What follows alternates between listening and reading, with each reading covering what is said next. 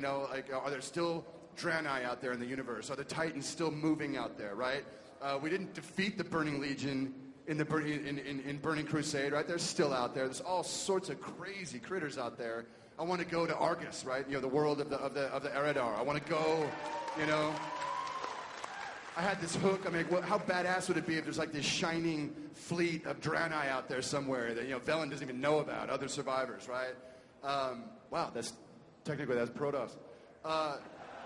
So there's so many flavors and themes I want to chase relative to these big mythic macro ideas, but it's just a matter of feeling it out, right? You know, we got plenty of time with this game, you know, but for the most part, I wanted to explain that a lot of our brothers and sisters at Blizzard kind of tend to like it a little more down to the ground. So let me just ask you, with y'all here, does the kind of weird Doctor Strange kind of cosmic stuff, like, is anyone in here into that kind of stuff, or more than a few? So we'll see. I love that kind of stuff. So we'll see what happens with Titans and all that good stuff. I think it is safe to say that there's something about Azeroth that is unique within the cosmology, and there's a reason that it's kind of the focus of this. Yeah. Thank you. Hi, I wanted to say thank you for the excellent Forsaken storylines in Cataclysm. I'm a diehard Forsaken fan, and I follow them religiously. I wanted to ask regarding the questline in Hillsbrad specifically. Silly quests aside, I noticed there was an interaction between the Frostwolf clan of Alterac Valley and the Forsaken of Terran Mill. I felt that was somewhat unresolved. I really loved the anger, the hatred that it kind of swelled for my character. I'm a diehard role player. And so I was following this concept of, we already hate Garrosh because of all the crap he pulled in Silverpine, and we're now going to hate the Alterac Valley orcs, particularly the Frostwolf clan. Do you have plans to resolve these tensions, this animosity, and the Forsaken's place in the Horde? Yeah, you know, one of the themes that we were hinting at with Cataclysm that I love to explore and that we're going to explore a lot more is sort of these fissures and cracks that are developing among the Horde that might be problematic. And that was a big one. That was actually a very big dramatic scene. Kind of hidden in the middle of the zone was this, whoa, wait, did that just happen? Wait a second. Yeah. So your reaction to it's perfect. It's kind of an awesome story hook there that has kind of been unresolved. There's that hanging there. That's just one of the examples of sort of these fissures in the Horde that we're going to really look at and explore. So that'll come around again, for sure. Thank you. You have more to say on that? Okay. Hey, my name is Cameron. I love trolls. They're awesome. They're the best race ever created in World of Warcraft, in my opinion. You already had us co-op Zul'jin. You gave us, you know, the new heroics, and they were great and fun to play. But will we ever really see a return of the troll empires? And just giving us good trolls back. I love what you guys did with the new starting area, too, by the way. Excellent. Really cool. Troll empires. The Darkspear are interesting. It's kind of like an offshoot of the trolls. I mean, they're relatively a small tribe that is now kind of ascending to importance because of being associated with the Horde. The rest of the troll tribes, very different situation. Man, if they ever could unite, look outworld, right? And that's really kind of what the Zandalari we're trying to do. And why are the Zandalari suddenly all about creating a new troll empire? That you're going to find out in Pandaria. So we're going to continue some troll fiction there. For the future troll storylines, apart from the Darkspear, obviously, will probably actualize through the Zandalari. They are not done yet, and they're crazy. They are being driven by something right now. Just wanted to say thank you, and you know, if you guys want someone to write that stuff, I've got a portfolio and resume right in my troll bag. brother. Hell yeah, Tazdingo! Tazdingo! Thank you. Hello. I've been to every BlizzCon except one, and I remember reacting to the announcements of the various expansions. Woo, we're going to Outland. Woo, we're killing Arthas. Woo, we're going to Deathwing. Is this going to hurt? Pandas. Huh? Is this going to hurt? I like the more serious aspects of Warcraft's storyline. I like the comedy stuff. I got a kick out of Hillsbrad and Johnny Awesome and all that.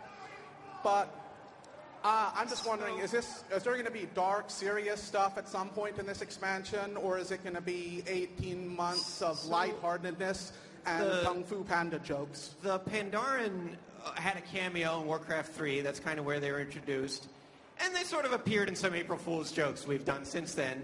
But you haven't really met them. You haven't really seen who the Pandaren are, what they're about, how they're about, the kind of stuff they struggle with, the kind of bad stuff that's happening in their homeland, the whole rich history of this culture. So when we created Pandaria, I mean, we went back like 15,000 years to try and figure out, well, what were they doing then? What was happening to the land then? What happened during the Sundering?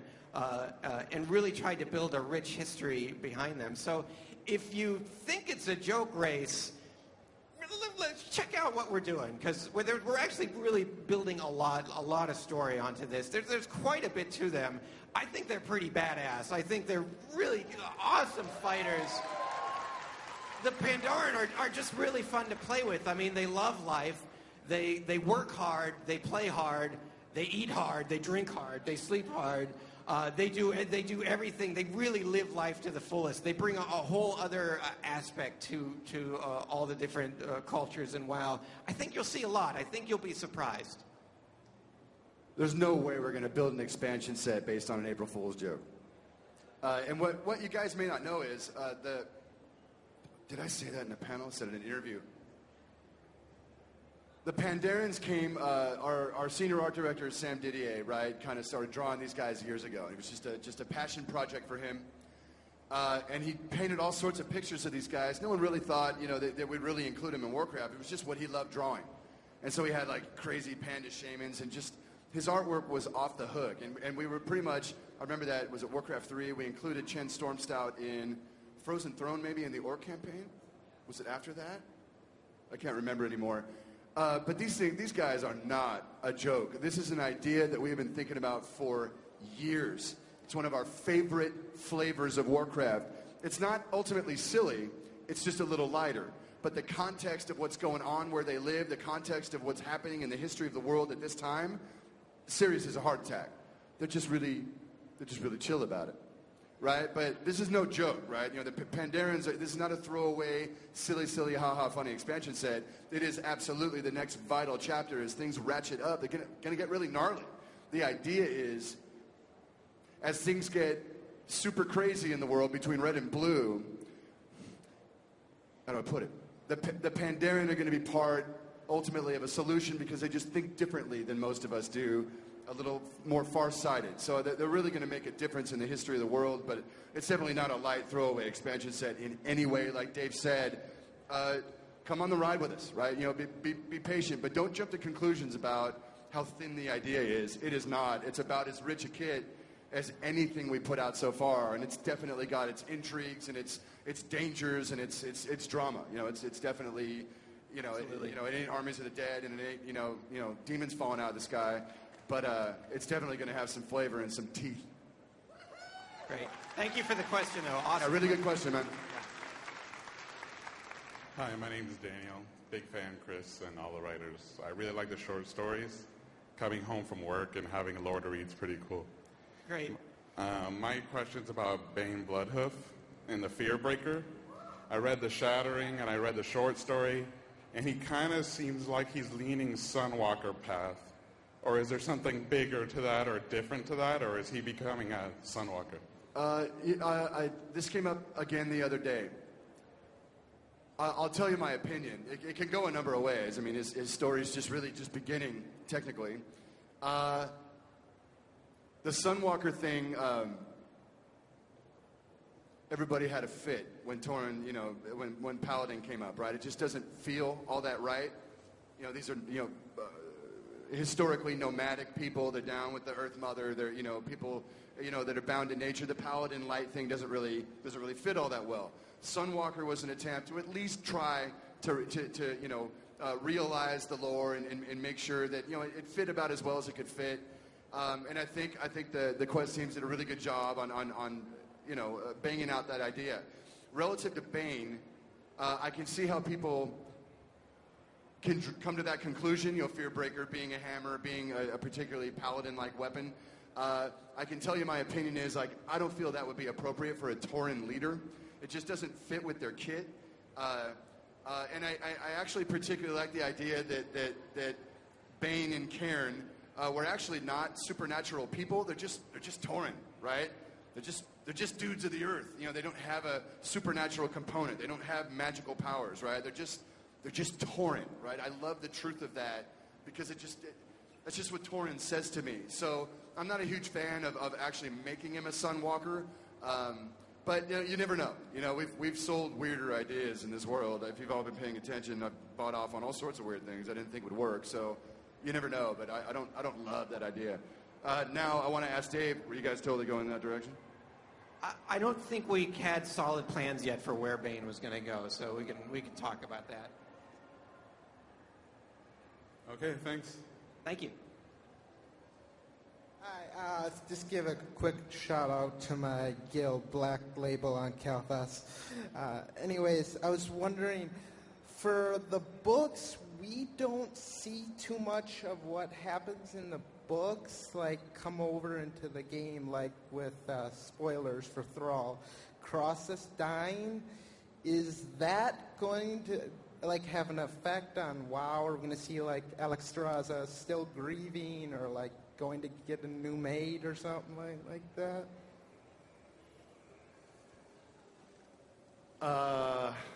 That's two different points. On part B, which is Alexstrasza and the nature of the aspects and what's coming for them, I can't wait for you guys to see how this all ends up. It's really good. So we're not gonna tell you anything about Big about things the go down aspects. in 4.3. Big things go down. I mean, literally, figuratively. Big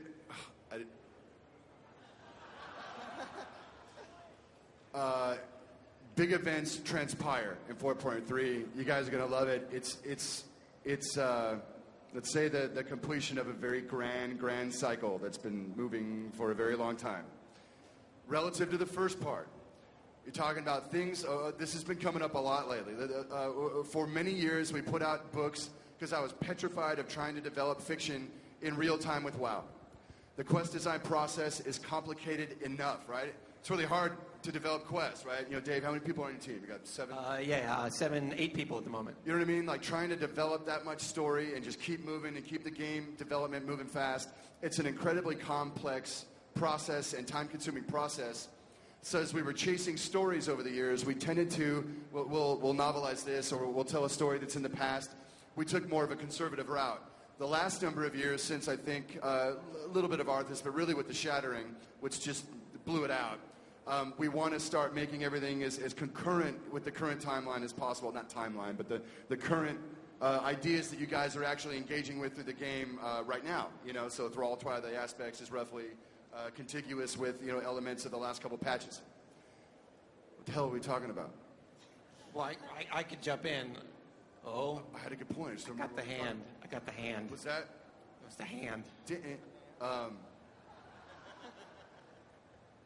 So a lot of people. So the fact that you guys are here, I'm going to go out on a limb and assume you kind of dig some of this content. You dig reading these books. But for the millions of WoW players out there, not everybody wants to go read a book. It's a digital age. Buy a Kindle, damn it. Quit complaining. So a lot of people don't necessarily want to run out and read books and comics and all that stuff. They want their content in the game. When we have these big tectonic movements, within the ancillary fiction, a lot of players can start to feel a little cheated. Like, whoa, you just killed Cairn. I didn't see that. I don't get to take part in that at all. I certainly don't want to read a stupid book about it. So you can tell, like a massive part of our player base can feel cheated from time to time.